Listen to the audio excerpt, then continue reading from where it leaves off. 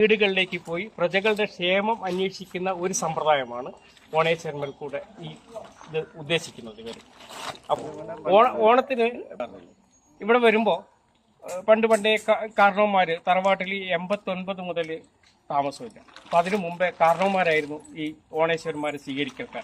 അന്നൊക്കെ അരിക്ക് പകരം നെല്ല്, വസ്ത്രം ഇതൊക്കെ കൊടുത്ത് ഓണേശ്വരന്മാരെ തൃപ്തിപ്പെടുന്ന ഒരു ചടങ്ങുണ്ടായിരുന്നു.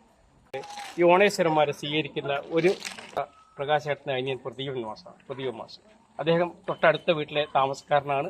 അദ്ദേഹം ഇവിടെ വന്ന് ഓണേശ്വരന്മാരെ സ്വീകരിക്കുകയും അത് ഇടമുറിയാതെ എന്ന് പറഞ്ഞാൽ ആ സ്വീകരിക്കുന്ന സമ്പ്രദായം ഇടമുറിയാതെ കുറച്ച് കാലഘട്ടം തുടരുകയും ചെയ്തു. അതിനുശേഷം തീരടി തറവാടിലുള്ള അംഗങ്ങളൊക്കെ തന്നെ ചേർന്നുകൊണ്ട് ഈ ഓണേശ്വരന്മാരെ സ്വീകരിക്കുന്ന ചടങ്ങ് നല്ല ഗംഭീരമായി നടത്താൻ വേണ്ടി തീരുമാനിക്കുകയും അതിപ്പോൾ ഒരു 3 വർഷമായിട്ട് നല്ല രീതിയിൽ നടക്കുകയും ചെയ്യും. അവരായിട്ട് സംസാരിച്ചു. അപ്പോൾ അവർ ദൂരെ നിന്നാണ് വരുന്നത്. വടയം എന്ന സ്ഥലത്തായിരുന്നു ഇവരുടെ താമസം. ഈ മലയ സമുദായത്തിലുള്ള ആൾക്കാരാണ് ഓണേശ്വരന്മാർ കെട്ടുന്നത്.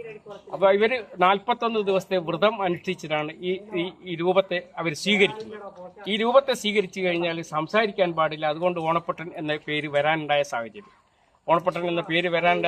ഇവർ സംസാരിക്കില്ല. അതിന് ഈ മുഖത്ത് ഇതൊക്കെ വെച്ച് കെട്ടിയിട്ടാവില്ല. ഈ വായി മൂടിക്കൊണ്ടാണ് ഇവരെ ഈ രൂപമൊക്കെ ഉണ്ടാകുക.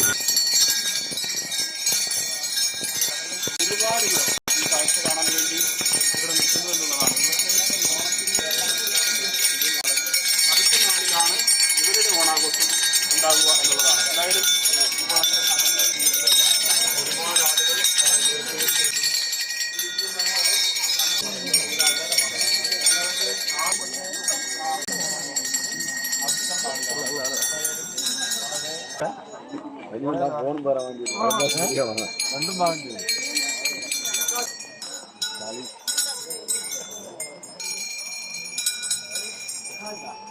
Gracias.